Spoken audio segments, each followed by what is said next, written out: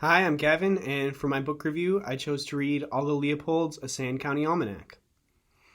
I chose this book for a few reasons. The first is that before I read this book, I was embarrassed to say that I hadn't. It's kind of one of those books that everybody should be familiar with, especially if you call yourself an environmentalist. I don't know, how can you really call yourself an environmentalist if you've never read A Sand County Almanac? So yeah, I'm a part of the club, and I'm happy that I'll be able to be a part of the conversation whenever this iconic book comes up. I also appreciate people who are observant. It's something I think I can get better at for sure. I'm an arborist by trade, so I'm out in people's yards all the time, and I get to see a lot of cool things from cool upward perspectives that a lot of people never get to see. But how much of it do I really pick up on? So my hope in reading this book was that it would help me, or at least inspire me, to become more observant, and it definitely did. So, A Sand County Almanac was published in 1949, but Leopold died in 1948. So, his son, Luna Leopold, compiled it and saw it through to publication. Thank God he did. What makes this book so great is Leopold's writing style. We think of Leopold as the ecologist, the environmental activist, but he really was a fantastic author and a great writer. My father was a writer for the local newspaper for over 30 years, so I don't know, I was always raised when I read books to, that books reveal more about the author than they do about the subject matter. And that's definitely true here. It's very apparent that Leopold has a very pure type of love for the landscape, the same way that you love your mother. Part of his writing style that made this book such a great read was his use of personification.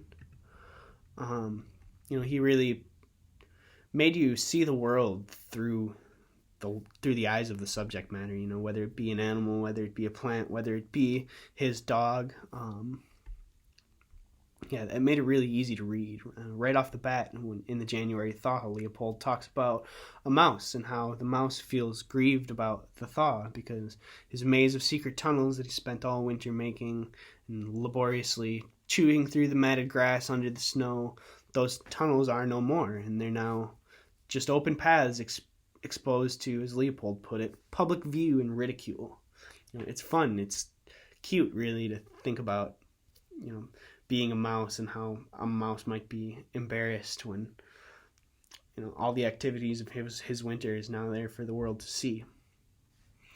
But then after, Leopold talks about the hawk.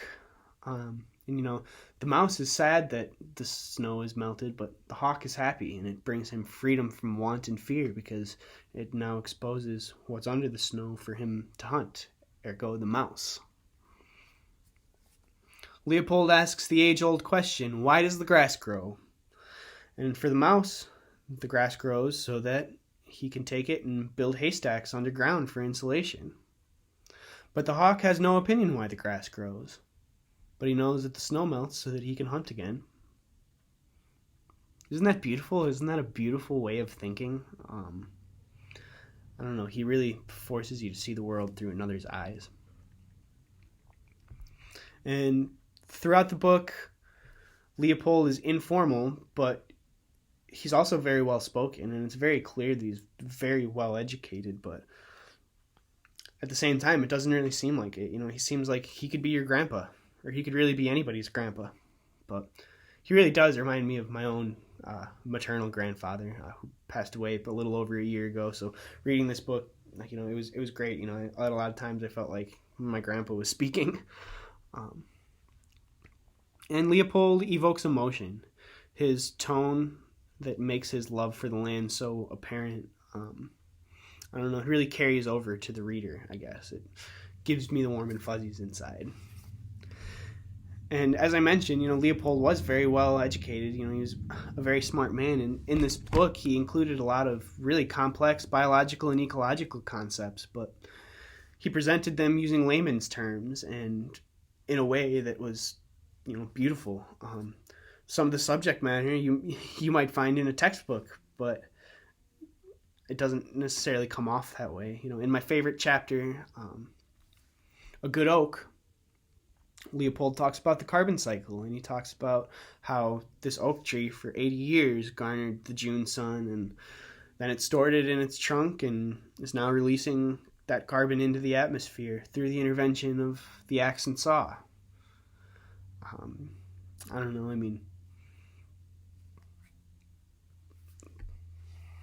I don't know, what a great way to think about the carbon cycle. I apologize here. I've kind of lost my place in my notes. Oh yeah. So in a landscape management class that I took last semester, part of the required reading was a book called The Vegetation of Wisconsin. Personally, I really enjoyed this book. It talked a lot about the succession of land, and the succession of forests, how,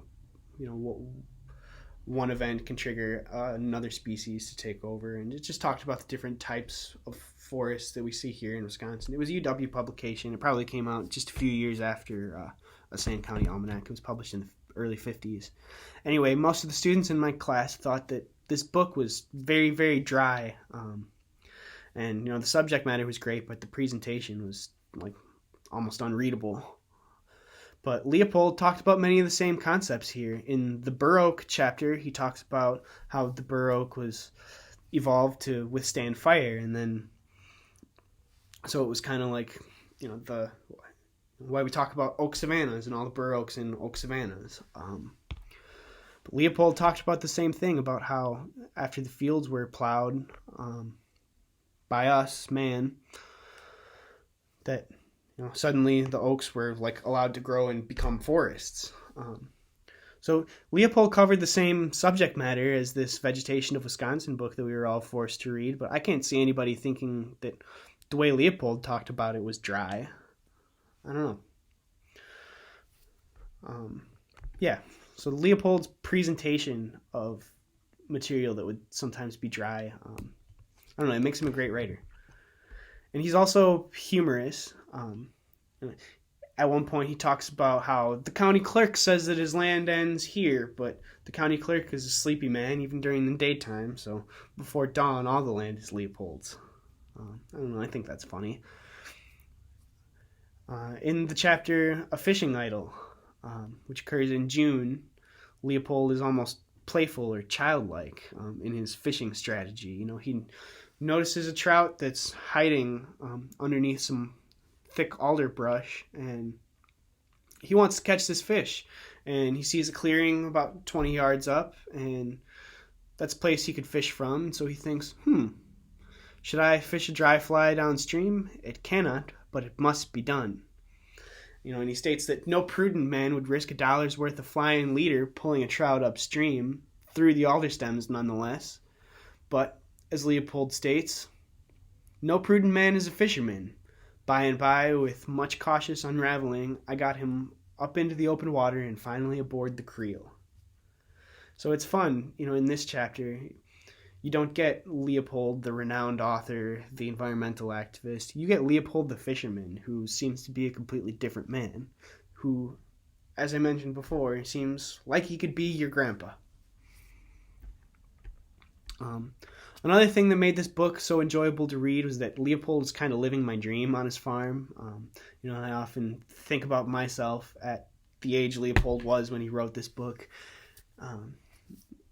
I don't know, it's kind of my dream to have a piece of misfit land or even a piece of great land, and I don't know, just make it better for my grandchildren. That's part of why I decided to become an arborist. I have the opportunity to make, it's through what I do, to improve the urban canopy, but I don't know, maybe I'll be able to buy a piece of land someday and treat it as well as Leopold treated it. So a few chapters that were most impactful or relatable to me. As I mentioned, A Good Oak was my favorite chapter. I guess I should preface with my relationship with splitting wood. I don't have a very good relationship with splitting wood. I've probably split a couple hundred cord, and that's no exaggeration. For the first almost 4 years of my career as an arborist, the company that I worked for, we sold firewood. And at a very large scale, and it was the kind of thing where the days where we split wood kind of they filled those poor weather days. So it was a lot of like standing out there in the wind and the snow and the rain, just splitting log after log and then stacking it, running it up an elevator, knowing that next year I was just gonna have to bend over and toss it in a truck and then jump in the truck and bend over again and stack it. And yeah, it wasn't very fun. It was not a labor of love. But after reading this chapter, I think it could be for me someday, especially now that I know a lot more about wood than I did at that time. I can, I'm in a better place to be able to discern the story that the wood has to tell. Dr. Alex Shigo gave us most of the research that makes us able to tell a story from wood. I think, if I understand correctly, that was a little bit after Leopold's time, but I think Leopold and Dr. Shigo would have gotten along very well, and I would have loved to have been a fly in the wall and hear a conversation between Dr. Shigo and Mr. Leopold. Anyway, I digress. I think now for me, splitting wood could be something that I enjoy, especially, doing it with an axe as Leopold did. I don't have the patience to cut it with anything but a chainsaw. I'm embarrassed to say, but, I have a deep amount of respect for Leopold and anybody of that time and before who felled a tree with saw and axe. Oh my gosh. Yeah, you could really get to know a tree pretty intimately that way. I don't know, maybe I'll get to someday. Maybe I'll find the time. But yeah, hearing Leopold and I obviously share a love for work, for manual labor. I love how Leopold talks about the two main... Let's see here. I'm sorry, I apologize for rambling. I'm sure I've gone well over 10 minutes here, and I haven't even gotten halfway into my outline. Yeah, here I am at 12 minutes. Okay. Yeah, A Sand County Almanac is a great book. Everyone should read it. I apologize for my poor delivery here. I tend to ramble, but I don't know. Hopefully, after hearing me talk about this book, it's obvious that I think it's a great book, and that I don't know, it lives up to the hype. I can't say enough about how great it was. I'll probably read it again 10 times throughout my life. So, yeah. Bye.